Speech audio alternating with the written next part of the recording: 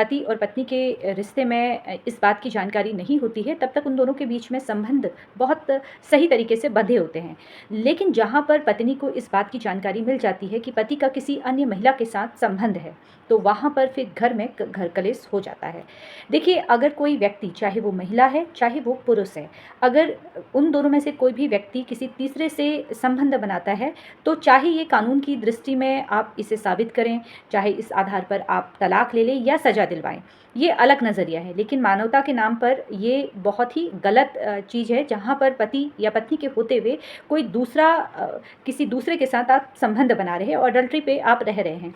एक ऐसा ही मामला आया जहाँ पर एक महिला के द्वारा मुझसे ये कहा गया कि मेरे पति ने काफ़ी समय तक मुझसे इस बात की जानकारी साझा नहीं की, इस बात को छिपा के रखा और उनका किसी अन्य महिला के साथ संबंध है और वो महिला का अभी तलाक का मामला चल रहा है, उसका एक बच्चा भी है और मेरा भी एक बच्चा है और अब हम दोनों के बीच में दिन रात लड़ाई झगड़ा होती रहती है। तो क्या ऐसी अवस्था में मैं उस महिला के ऊपर कार्यवाही कर सकती हूँ?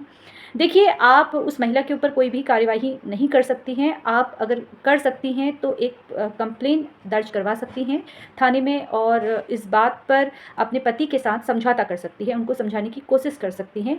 लेकिन अगर बात करें कानूनी जानकारी की कि कानूनी रास्ता क्या है, तो आप इस आधार पर अपने पति से तलाक की मांग कर सकती हैं और आप मेंटेनेंस का केस कर सकती हैं। अगर पति और पत्नी के बीच में इस तरह का संबंध है जहाँ पर पति के द्वारा अत्याचार हो रहा है, मारपीट हो रही है, आपसे दहेज की मांग की जा रही है, तो फिर वहाँ पर आप घरेलू हिंसा के अंतर्गत मामला दर्ज करवा सकती है, 498A के अंतर्गत मामला दर्ज करवा सकती हैं। लेकिन उस महिला के खिलाफ आप कुछ भी नहीं कर सकती हैं। हाँ, अगर वो महिला आपके ऊपर अपशब्द भाषा का प्रयोग करती है या आपको मारने की कोशिश करती है, आपके साथ मारपीट करती है, तो फिर आप उस हिसाब से कार्रवाई आगे कर सकती हैं अलग अलग धाराओं के तहत। लेकिन आप उन पर घरेलू हिंसा का आरोप नहीं लगा सकती हैं, क्योंकि घरेलू हिंसा का आरोप लगाने के लिए आपको एक ही छत के नीचे उनके साथ रहना पड़ेगा और एक संबंध स्थापित करना पड़ेगा। उसके बाद ही आप घरेलू हिंसा का आरोप उन पर लगा सकती है।